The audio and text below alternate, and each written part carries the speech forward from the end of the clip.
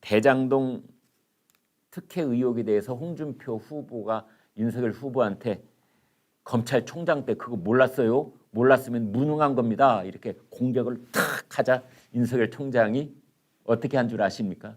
윤석열 후보가 무능해서 죄송합니다. 옛날 그렇게 했던 코미디언이 누구였죠? 뭐 해서 죄송합니다. 아무튼 그래가지고 아주 크게 인기를 얻었던 코미디언도 있었죠. 그렇게 저게 이제 10월 8일까지 앞으로도 TV 토론 계속 할 것이기 때문에 좀 더 여유를 갖는 모습이 시청자들한테는 좋게 보였던 것이 아닌가, 이제 이런 상황입니다. 그런데 후보들이 이 대장동 특혜 비리에 대해서는 같은 목소리로 특검을 수용해야 된다, 이런 얘기를 했습니다. 윤석열 전 검찰총장, 윤석열 후보가 국민의힘 8명 후보 중에 선두에 있는 후보이기 때문에 가장 중요한 후보다, 이렇게 말씀드릴 수가 있는데, 그렇기 때문에 윤석열 후보의 말을 제가 자꾸 인용하는 거고요. 두 번째로는 윤석열 후보는 직전까지 검찰총장이었기 때문에 이런 부분으로 더 말을 세게 할 수 있는 자격이 있다고 보기 때문에 인용을 하겠습니다. 국민일보하고 통화를 했는데 이렇게 말했답니다. 대장동 사건은 설계 단계에서부터 이미 배임 범죄가 결정돼 있다. 다른 후보보다 검찰총장을 직전까지 했던 후보이기 때문에 이 대장동 게이트는 설계 단계에서부터 배임 행위가 결정돼 있다, 이런 말이 더 와닿습니다. 이재명 지사는 본인 입으로 내가 설계자다라고 자백을 했다. 그것을 자랑했다라고 하지 않고 자백을 했다. 자백을 했다는 말은 범죄 수사 용어지요. 이재명 지사는 범죄자다. 그리고 자백을 했다. 대장동 게이트의 몸통이다. 자백을 했다. 내가 설계자라고. 사업 구조가 애초에 화천대유 자산관리 소유주와 특수관계인에게 막대한 돈을 몰아주도록 짜여졌다. 인허가에서부터 토지 수용, 분양까지 전혀 리스크가 없다시피 했으면 분양가 상한제라도 두던지 해야 될 텐데, 그리고 성남도시개발공사에서 초과 이익을 환수하도록 해야 했는데 그런 게 전혀 없는 이러한 설계는 말이 안 되는 것이다. 그러니까 윤석열 전 후보가 설계 단계에서부터 이미 배임이다 라고 한 말이 굉장히 임팩트가 있다, 이렇게 말씀드릴 수가 있겠습니다. 홍준표 국민의힘 대권주자 홍준표 의원이 오늘 또 핵심을 찌르는 얘기를 했습니다. 대장동 개발사업 특혜 의혹과 관련해서 문재인 대통령이 나서라. 이렇게 전 국민적 관심사인데 왜 문재인 대통령은 입을 꼭 다물고 있느냐, 이런 겁니다. 특검 수용을 촉구하는 발표라도 빨리 해라. 무슨 일만 생기면 득달같이 입장을 발표하던 문재인 대통령의 침묵도 괴이하다. 그렇게 하지 않으면, 그러니까 특검 수용 촉구를 발표하지 않으면 문재인 대통령 당신도 비리를 은폐한 대통령으로 끝이 날 것이다. 홍준표 의원은 이렇게 말했습니다. 대장동 비리 주범들의 검은 손길은 미치지 않은 곳이 없을 정도로 자신의 불법 비리를 방패막이 하려는 시도를 곳곳에서 자행했다. 관할 검사장 출신, 수원지검장을 지낸 강찬호 변호사를 말합니다. 검찰총장 출신 김수남 전 검찰총장을 말합니다. 특검 검사 출신 박영수 전 특검을 말합니다. 민정수석 출신 박근혜 정부 때 민정수석이었던 곽상도 의원을 말합니다. 이재명 피고인을 재판 중이던 대법관 권순일 전 대법관을 말합니다. 그 사람들에게까지 손을 뻗치고 유력한 검찰총장 후보에 붙인 집도 사주는 이상한 행각의 연속이다. 유력한 검찰총장 후보에 붙인 당시 서울중앙지검장이었던 윤석열 국민의힘 대권 후보를 말합니다. 윤석열 후보의 아버지 윤기중 연세대 명예교수 윤기중 교수의 집을 김만배 씨의 누님인 제가 이름을 아는데 이분 이름은 공개하지 않겠습니다. 아무튼 김만배 씨의 누님인 친누님이지요. 60세 당연히 김 씨죠. 그 김모 씨가 윤석열 후보의 아버지 윤기중 교수의 집을 19억에 사줬다. 여기까지 이 얘기를 했습니다. 아무튼 홍준표 후보의 주장인즉슨 문재인 대통령 침묵만이 능사가 아니다. 입을 열어라. 일단 특검을 수용한다는 입장부터 표명하라. 그렇지 않으면 비리를 은폐한 대통령으로 낙인이 찍혀서 청와대에서 나오게 될 것이다.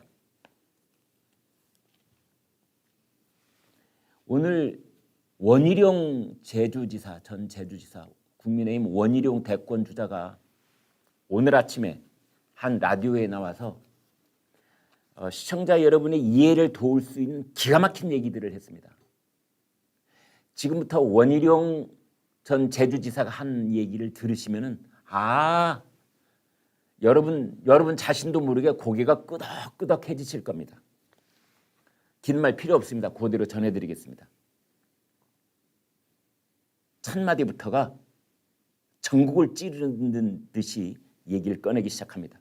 이재명 경기지사의 대선 플랜과 관련해서 정치 자금 조성을 의도한 것이라고 본다. 내가 제주도 지사를 해봐서 아는데 개입하려고 마음만 먹으면 비서실장 시켜서 얼마든지 규정에 안 부딪히면서 개입할 수 있다. 그러면서 제주도를 실예로 한번 들어봤습니다. 이건 가정에서 들어보는 예입니다. 실제로 그렇다는 게 아니고요. 원희룡 전 제주지사가 이렇게 얘기를 합니다. 제주도에 부동산을 개발하는 제주개발공사가 있다고 해봅시다. 거기에 사장을 제가 임명합니다. 본부장, 사장 모두 측근으로 앉히고 여기에 들어가는 민간업자들도 비서실을 통해서 연결되는 사람으로 다 선택을 하게 될 겁니다. 거기에 이 의혹의 핵심 인물은 이재명 지사와 인터뷰도 했던 사람입니다. 바로 김만배 씨를 말하는 거죠. 아무 관계가 없는 게 이상하지 않겠습니까? 이재명 지사는 관련이 없고 측근들만 거기 들어가서 어마어마한 돈을 챙겼다고요? 거기에 개발본부장에 대한 인사 자금까지 있는데도 계속 측근으로 데리고 있는 건 왜 그런 것일까요? 바로 유동규 씨를 말하는 겁니다. 사업권만 확보하면 수익이 보장되는 사업들이 많습니다. 어제요. 전직 은행 지검장 출신 친구하고 저녁에 맥주 한잔 했는데 막걸리 한잔 했습니다. 사실. 근데 그 친구 하는 얘기가 이런 겁니다.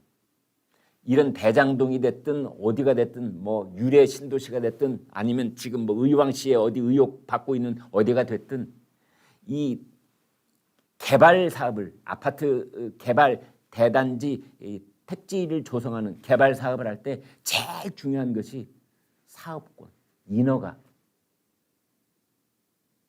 인허가가 하루 만에 떨어지면 무조건 돈 번답니다. 그러니까 5천억, 뭐 8천억, 뭐 1조 이렇게 어마어마한 돈이 들어가는 큰 사업일 경우에 인허가가 하루 묶여 있는에 따라서 이자가 어마어마하게 불어나는 겁니다. 이 사람들이 쓰는 그러니까 부동산 개발업을 하는 시행업자들이 쓰는 돈은 이자가 1%, 2% 이런 돈이 아니고요. 때에 따라서는 뭐 20%, 70% 1년 단위로 봤을 때 이런 이자를 물고 뭉텅이 돈을 갖다 쓰는 겁니다. 그래서 이 사업권이 확보되는 것, 인허가가 떨어지는 것, 얼마나 여기에 목을 매는 겁니다. 이것만 떨어지면 1회 7할 8할은 끝났다 이렇게 보는 건데요. 그 얘기를 원희룡 지사가 하고 있는 겁니다. 사업권만 확보되면 수익이 보장되는 사업이 많습니다. 그 다음 구체적으로 얘기를 합니다. 만약 1,000억 원대 사업이면 몇십억 원 정도, 조 단위면 100억 원 넘어가는 돈을 전혀 제 손에 피를 안 묻히고 나중에 법적인 추적이 불가능할 정도로 만들어 드리겠다는 제안을 여러 차례 받았습니다. 제주도에서 원희룡 지사가 눈만 잠깐 질끈 감아주면은 당신한테 100억, 200억 전혀 추적이 불가능한 현금으로 딱 만들어서 갖다 드릴게. 이런 제안을 여러 번 받았다고 말하고 있는 겁니다. 경기도라고 없었겠습니까? 게다가 그 이전에 없던 개발 공사를 만들어서 자기 측근이 사업 책임자로 들어앉아 있었습니다. 유동규 기획본부장.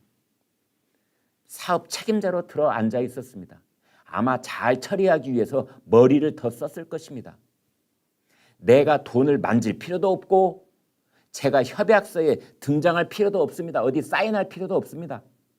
정치자금은 내 통장에 들어올 필요가 없습니다. 들어와 봤자 들어올 때 위험하고 나갈 때 또 위험합니다.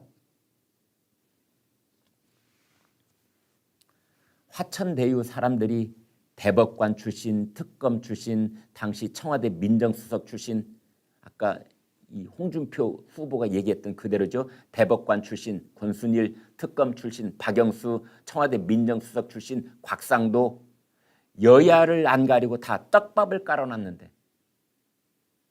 막상 성남시 개발권을 가진 이 지사에 대해서만, 이재명 지사에 대해서만 깨끗했다고요? 그걸 믿으라고요? 그러면서 단정 짓는 건 아닌데 그럴 가능성이 많다. 곽상도 의원에 대해서도 제명을 해야 된다. 국회에서도 제명을 해야 된다. 국회에서 제명한다는 건 의원직을 빼앗는다 이런 뜻이죠. 당에서 나가는 것 정도가 아니라 의원직을 빼앗아야 된다.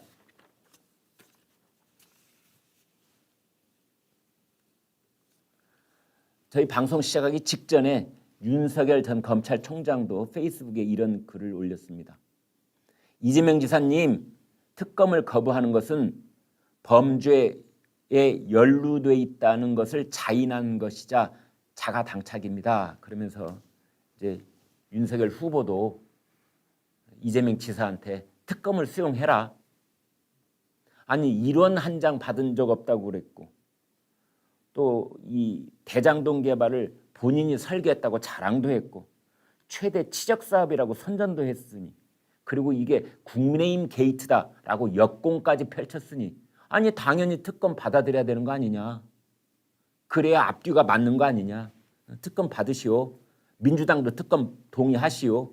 이렇게 윤석열 후보도 오늘 아침에 목소리를 높였습니다. 그런데요. 이런 분위기는 국민의힘 쪽만 있는 게 아니고 범여권 쪽에서도 드디어 터져나오기 시작했습니다. 더불어민주당의 선거관리위원장 이상민 의원이 맡고 있습니다. 민주당의 이상민 의원 선거관리위원장입니다. 그런데 대장동 의혹 특검 안 갈 수가 없다. 아무리 경찰, 검찰이 수사한다고 해도 종국적으로 특검을 안 갈 수가 없다. 검경 수사는 늘 논란이 돼서 믿을 수가 없다. 미진했다 하면서 저희들끼리 오히려 맞불 작전으로 확 먼저 하는 것도 괜찮지 않은가. 그러면서 특검을 가야 된다. 이런 주장을 했고요. 그 다음에 심상정 전 정의당 대표 이렇게 말했습니다. 대장동 기획자는 이재명이다. 도의적 정치적 책임 피할 수 없다. 심상정 의원까지도 분명하게 얘기했습니다. 대장동 기획자는 이재명이다. 도덕적 정치적 책임을 피할 수 없다. 그 다음에 민주당의 선거관리위원장 이상민 의원도 대장동 의혹 특검 안 갈 수 없다. 진행자가 국민의 중앙 명령